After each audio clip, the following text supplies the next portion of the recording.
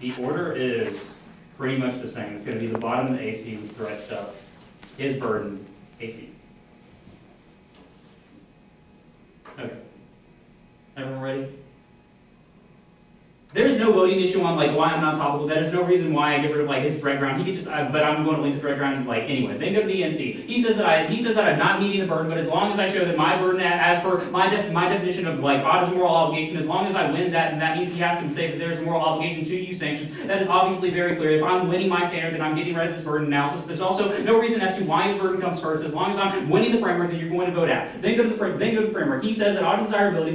He's conceding the number 2 that says that he's conceding the number 2 that utilitarianism is circular. Go down to where it is circular because there is no reason why death is bad because that just implies like why is extinction is bad because that just implies that death is bad. But there's no reason why death is bad. I made the specific cross application to the NC standard that says that the NC just says that violence is bad, but there's no more why violence is bad, which means that the NC is inherently circular. Even there are some problems with the deontological framework, you're still going to vote out because he's conceding that it is entirely circular. He is conceding this throughout the round. The second argument he makes is that life comes first, but life is not going to come first, as I'm going to get to later. He says then go to that people would want consequentialism. He says that most people would want consequentialism, but except that it could not be universally willed because we could be in that minority, which would mean that we would die when we were in the minority because we could be sacrificed, and if we're dead, we can obviously not will that. He says that just most people would choose it again, but extend that my definition of what rationality is, it has to be universal because rationality is the universal human feature. If our actions couldn't be universalized and they could reflect cultural prejudices, he says that okay. Then go to the argument about we need to be allowed to have to be rational. Extend that the affirmative doesn't will anything. All I have to show is that he wills something that is irrational. It's in the next argument that there's no warrant why willing an omission would mean that like we are going to kill ourselves.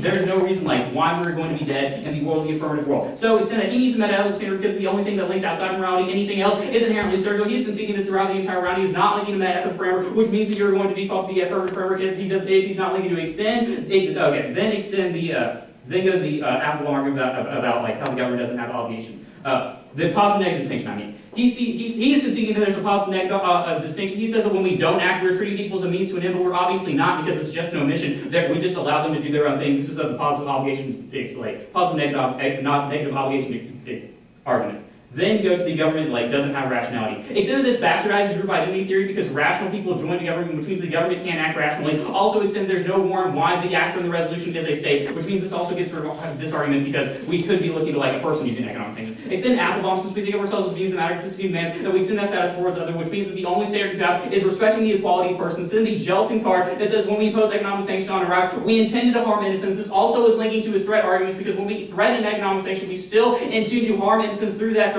He's not even linking there, but he also has to talk about all economic sanctions, not just the threatening arguments. Also, the terms in the AC are not going to matter because the definition of my criteria is not imposing policies that will arbitrarily disadvantage people. He's also not talking about the intent behind the action on the card. Right there.